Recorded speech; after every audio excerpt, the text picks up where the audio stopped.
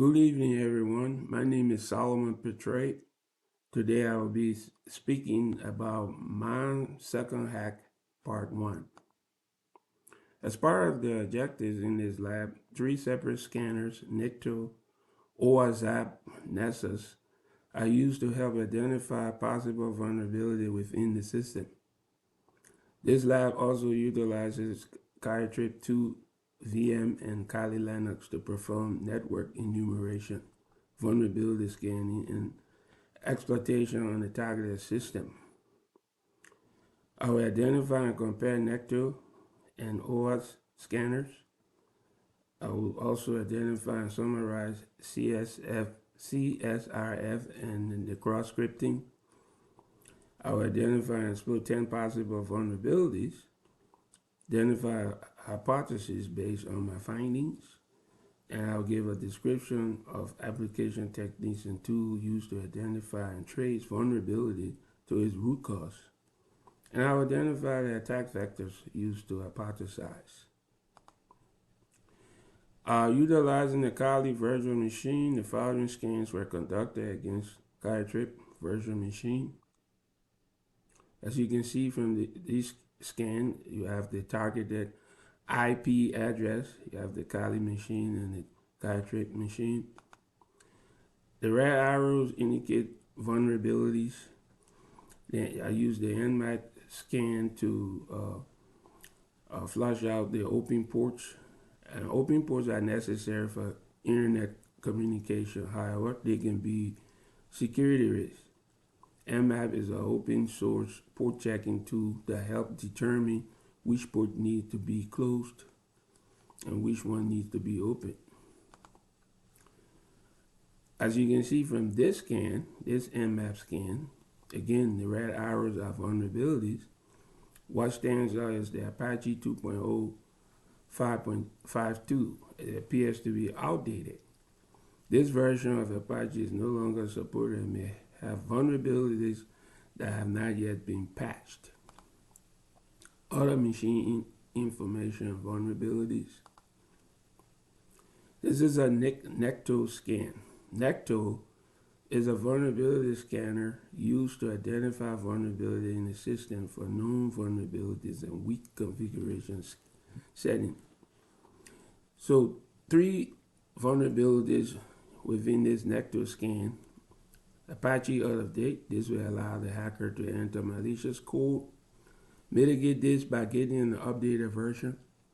You also have another vulnerability called cross-scripting. Protection header not defined.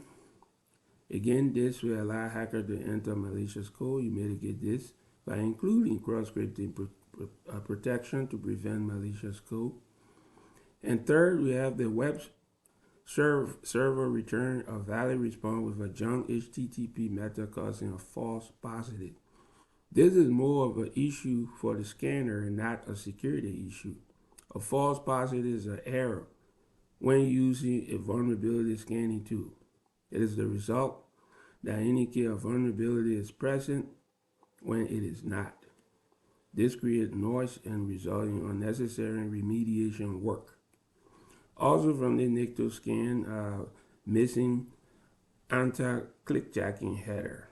This header is used to prevent clickjacking attacks, where an attacker tricks a user into clicking on a link that takes them to a malicious site. This is the OAZAP scan. Again, it's a vulnerability scanner, the OAZAP. In comparing and contrasting the 2 scanners, Necto is a simple open source web server scanner that examines a website and reports back the vulnerability it found, which could be used to exploit or hack the site. Necto works best for reconnaissance. It is able to find SQL injection, cross-scripting, other vulnerability. It's able to get subdomains and identify installed software. It's able to include support for HTTPS website. It saves report in plain text, XML, HTML, or CSV. Fish for content on web servers and report unusual header. OAZAP is an open source web application penetration testing tool actively maintained by the OWASP community and volunteers. OWASP worked best for web server vulnerability. Cross-site request forgery is an attack, vulnerability attack that forces authenticated users to submit a request to a web application against which they are currently authenticated. The absence of CSRF means that the token is missing or does not match the value within the user session. The request is rejected, the user session is terminated, and the event is logged as a potential CSRF attack. CSRF attack, that is the cross-site request forgery, should contain significant entropy and be strongly unpredictable. The cross-site scripting attack are a type of injection in which malicious scripts are injected into otherwise benign and trusted website. The exploitation of the cross-scripting against a user can lead to various consequences such as account compromise, account deletion, privilege escalation, malware infection, and more. This is a Nessus scan. Nessus works by testing each port on a computer, determining what service it is running, and then testing this service to make sure there are no vulnerabilities in it that could be used by a hacker to carry out a malicious attack. 10 possible vulnerabilities: outdated software, MySQL database, PHP unsupported version detection, HTTP CGI generic SSI injection, web application information disclosure, browsable web directories, DNS issue, missing content, security policy framework, missing X framework option, trace track methods allowed. Part B, the flaw hypothesis methodology. The Patray machine has several vulnerabilities. It is very susceptible to injection attack and web attacks. It has a lot of missing security components and outdated software. The system is vulnerable to cross-scripting attack because it does not properly validate user input. And 2, application and techniques vulnerability. I will use network enumeration to identify the threat at the basic level. Since I will need 2 different scans, I will use Necto and the OWASP scanners. I will then compare the results of these scans. The most vulnerable aspect of the system will be scanned with Nessus. The application of technique to trace a vulnerability to its root cause.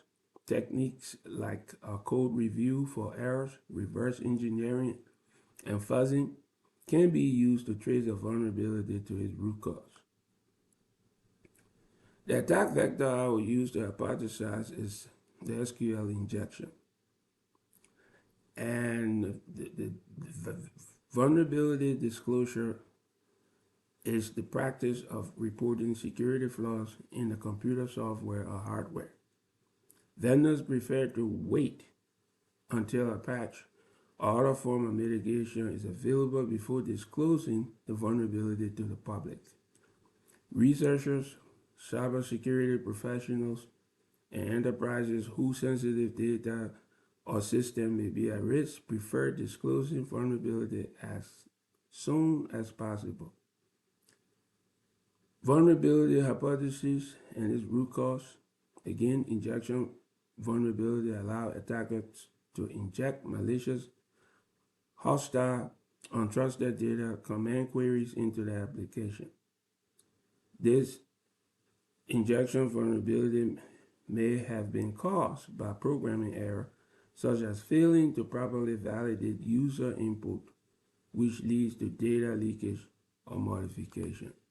These are my references, and thanks for looking in.